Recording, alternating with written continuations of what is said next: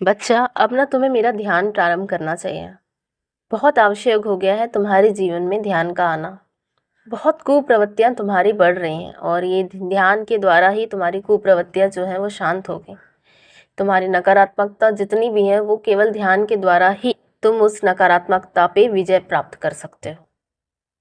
तो ध्यान प्रारंभ करो। ये मत बोलो कि मुझसे ध्यान नहीं होता, मैं ज़्यादा देर तक मैं ऐसे नहीं बैठ सकता। तुम बस शुरू कर दो ध्यान। मैं जानता हूँ कि जब भी तुम ध्यान में बैठते हो तुमसे कई प्रकार के विचार तुम्हारे मस्तिष्क में आने लगते हैं। जो तुम्हें ध्यान केंद्रित करना है वो ध्यान केंद्रित नहीं हो पाता। पर जितने समय के लिए तुम केंद्रित कर सकते हो तुम कोशिश करो ध्यान की। और उसे शुरू में कम समय के लिए बैठो, पर रोज़ ध्यान के लिए तुम बैठो और देखना कुछ समय के पश्चात तुम ध्यान बहुत अच्छे से कर पाओगे।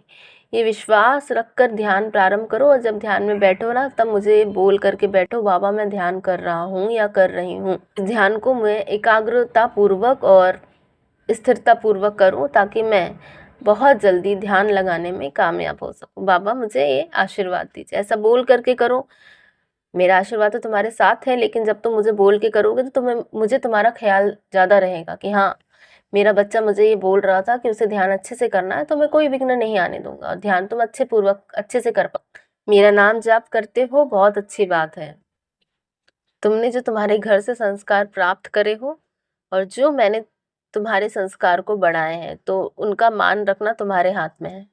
कोई लोग खराब भी हो ना, तुम्हारे संग अभद्र व्यवहार करते भी हो या कुछ भी करते हो, पर तुम्हें पलट करके उनके साथ अभद्र व्यवहार नहीं करना है।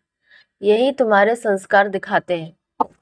मुझे ना ऐसा प्रतीत होता है मेरे उन बच्चों को जवाब देने की आवश्यकता ही क्या है, जिनका जवाब ये खुद साईं देना चाहते हैं। तो तुम क्यों उनको जवाब देने के लिए आतुर होते हो? मैंने तो तुम्हें संस्कार दिए हैं ना। सामने वाला या बड़ा कोई भी व्यक्ति तुमसे कुछ बोले तो उनका जवाब मत दो। गलत हो तो भी मत दो, उसका जवाब मैं दूंगा। ठीक है, तुम पढ़ लिख गए हो, पढ़ाई लिखाई तुमने कर ली है, बहुत बड़े आदमी तुम बन गए हो। अपने अंदर बड़प्पन लाओ। कोई तुम्हें कुछ भी कहे उसका ज़रूरी नहीं कि तुम उसका उत्तर दो। उसका उत्तर मैं दूंगा। तुमसे बड़ा मैं हूँ, मैं स्वामी हूँ, मैं ब्रह्मांड नायक हूँ। मुझ पर छोड़ दो। तुम उसका उत्तर दोगे तो वो तो उत्तर बहुत छोटा और सूक्ष्म होगा, परंतु जब मैं उत्तर दूंगा ना तो वो बहुत बड़ा होगा और जीवन पर्यंत सामने वाले को याद रखेगा। ऐसे सामने वाले को उत्तर देकर अपने संस्कारों पर प्रश्न चिन्ह मत उठाओ। कोई मेहमान तुम्हारे घर में आता है तो तुम्हारे कर्तव्य है ना कि उस मेहमान के संग अच्छा व्यवहार करो, उनसे बात करो, आपस में मिलजुल कर रहो तुम उनके संग। और मेहमान तो मेहमान होता है, 2-4 दिन रह के चले जाएगा।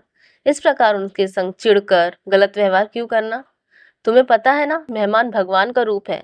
तो ये सोचो जो मेहमान तुम्हारे घर आया है वो स्वयं साईं है, तो बस उससे साईं समझकर ही व्यवहार करो। अगर मैं तुम्हारे घर किसी मेहमान के रूप में आऊंगा तो क्या तुम मेरे साथ भी ऐसा भद्र व्यवहार करोगे या मेरे संग तो मिलजुल के नहीं रहोगे? या तुम मुझसे बिना बात करे मुझे इग्नोर करके चले जाओगे? नहीं ना। जब तुम्हें पता चले कि तुम्हारा साईं तुम्हारे घर आने वाला है तो क्या तुम मेरे साथ ऐसा उपेक्षात्मक व्यवहार करोगे? नहीं ना। तुम्हारे हृदय में साईं तो सबसे प्रिय है। तुम तो अपनी साईं को अपने हृदय में वास कराते हो।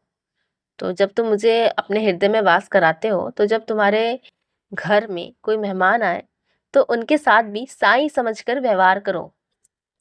बस एक बात याद रखना, अतिथि देवो भव। देव का रूप होते हैं, वो भगवान स्वरूप आते हैं, तो उन्हें भोजन करके ही भेजाना। इसलिए जो भी मेहमान तुम्हारे घर में आए ना तो उन्हें भोजन करके ही भेजाना।